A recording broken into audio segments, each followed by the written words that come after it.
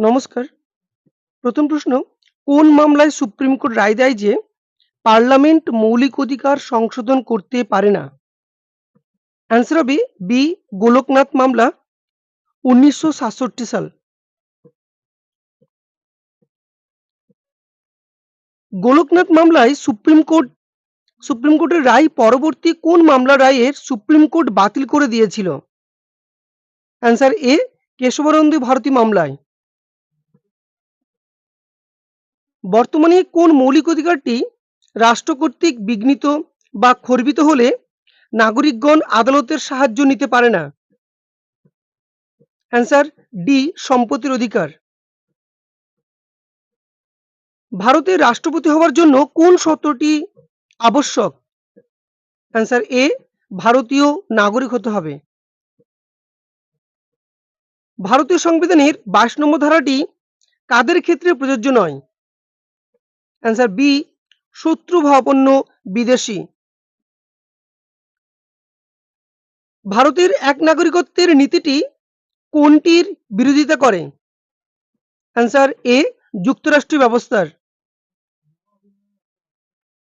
2003 খ্রিস্টাব্দে নতুন নাগরিকত্ব আইনটি কোন কমিটির সুপারিশ অনুসারে প্রণীত হয়? Answer C, L S Singhvi committee. ভারতীয় সংবিধানের 5 থেকে 11 নম্বর ধারায় কোন বিষয়টি ব্যবহৃত হয়েছে?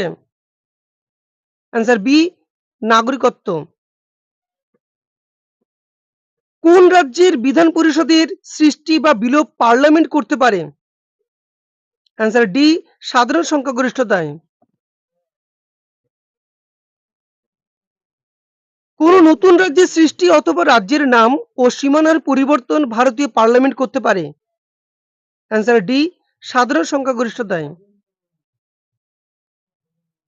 ভারতীয় সংবিধানের কোন অংশটি সংবিধান ব্যাখ্যায় সাহায্য করে? অ্যান্সার এ, প্রস্তাবনায়। কোন মামলায় সুপ্রিম কোর্ট রায় দেয় যে প্রস্তাবনা হলো ভারতীয় সংবিধানের একটি অংশ? অ্যান্সার বি, কেশবানন্দ ভারতী মামলায়। Unity and integrity of the nation বা জাতির ঐক্য ও সংহতি শব্দগুলি ভারতীয় সংবিধানের কোথায় যুক্ত হয়েছে?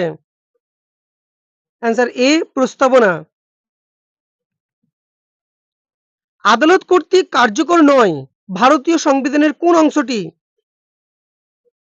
সবকটি। অ্যান্সার ডি, সবকটি।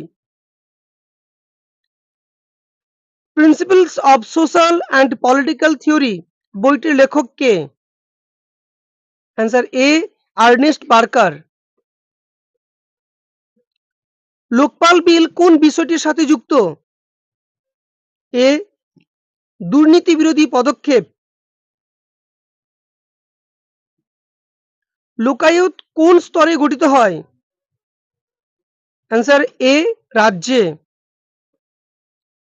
লোকপাল কোন স্তরে গঠিত হবে? অ্যান্সার এ, কেন্দ্রে। লোকপাল কোন স্তরে গঠিত হবে? অ্যান্সার এ, কেন্দ্রে। রাজ্যসভায় কবে লোকপাল ও লোকায়ত বিল গৃহীত হয়? অ্যান্সার এ, ডিসেম্বর 17, 2013 সাল। লোকসভায় কবে লোকপাল ও লোকায়ত বিল গৃহীত হয়? 18 ডিসেম্বর 2013। রাষ্ট্রপতি কবে লোকপাল ও লোকায়ত বিল স্বাক্ষর করেছিলেন? অ্যান্সার এ, জানুয়ারি 1 জানুয়ারি 2014। জে এস ভার্মা কমিটি নিম্নের কোন বিষয়টির সাথে যুক্ত? অ্যান্সার এ, ফৌজদারি আইন। ফৌজদারি সংশোধনী আইন 2013 লোকসভায় কবে পাশ হয়? 2013 সালে মার্চ মাসের 19 তারিখে।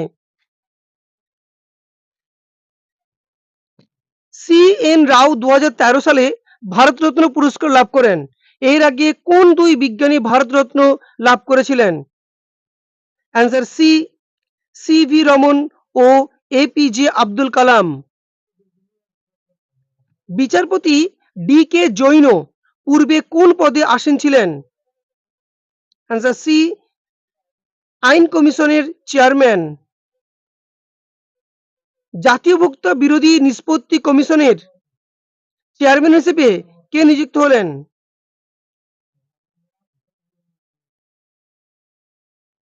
বিচারপতি ডি কে জৈন।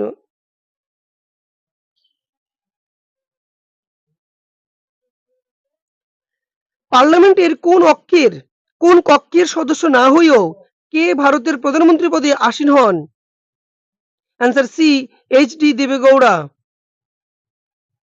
রাজ্যসভার সদস্য হয়েও কে ভারতের প্রধানমন্ত্রী পদে আসীন হয়েছিলেন? অ্যান্সার ডি এদের সকলেই। কেন্দ্রে যুক্ত ফ্রন্টের প্রধানমন্ত্রী কে হন? Answer C H D Deve Gowda. Shri VP Singh এর পর ভারতের প্রধানমন্ত্রী কে হন? Answer A Shri Chandrashekhar. শ্রী চরণ সিং এর পর ভারতের প্রধানমন্ত্রী পদে কে নির্বাচিত হন? Answer B Shrimati Indira Gandhi.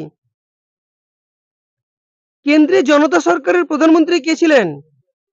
Answer C Shri Charan Singh. একজন সর্বভারতীয় কৃত্যকে নিযুক্ত আধিকারিকের কার্যকালের মেয়াদ নির্ভর করে? অ্যান্সার বি রাষ্ট্রপতির সন্তুষ্টির ওপর। ভারতীয় সংবিধানের কোন ধারাগুলিকে all India service, central service এবং স্টেট সার্ভিস সম্পর্কিত বিষয়টি যুক্ত হয়েছে? অ্যান্সার এ আর্টিকেল 308 থেকে 314।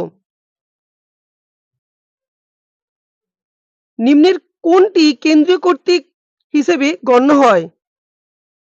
Answer D Indian foreign service. রাজ্য প্রশাসনিক ট্রাইব্যুনালের সদস্যরা নিযুক্ত হন?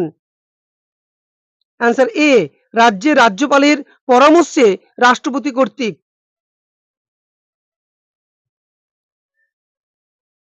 যুগ্ম প্রশাসনিক ট্রাইব্যুনালের কবে গড়ে ওঠে? যুগ্ম প্রশাসনিক ট্রাইব্যুনাল গড়ে উঠবে অ্যান্সার বি 2 বা ততোধিক রাজ্য সরকারের যৌথ প্রচেষ্টায়। রাজ্য প্রশাসনিক ট্রাইব্যুনাল গঠিত হবে কেন্দ্র সরকার কর্তৃক। অ্যান্সার সি সংশ্লিষ্ট রাজ্য সরকারের অনুরোধে। দ্য সেন্ট্রাল অ্যাডমিনিস্ট্রেটিভ ট্রাইব্যুনাল অর্থাৎ কেন্দ্রীয় প্রশাসনিক ট্রাইব্যুনালের এখতিয়ারের মধ্যে কোন প্রকার বিরোধের মীমাংসা হয় না? অ্যান্সার ডি ওপরের সব কটির সাথে যুক্ত বিরোধ।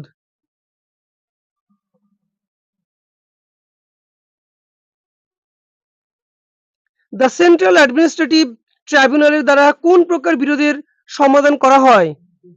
অ্যান্সার এ সরকারি চাকরি নিয়োগ সংক্রান্ত বিরোধ। ট্রাইব্যুনাল সম্পর্কিত অংশটি ভারতের সংবিধানে যুক্ত করা হয়েছে? অ্যান্সার এ 42তম সংশোধনের মাধ্যমে। দলত্যাগ বিরোধী আইনটি কার্যকর হয়? বি প্রধানমন্ত্রী শ্রী রাজীব গান্ধীর সময়কালে।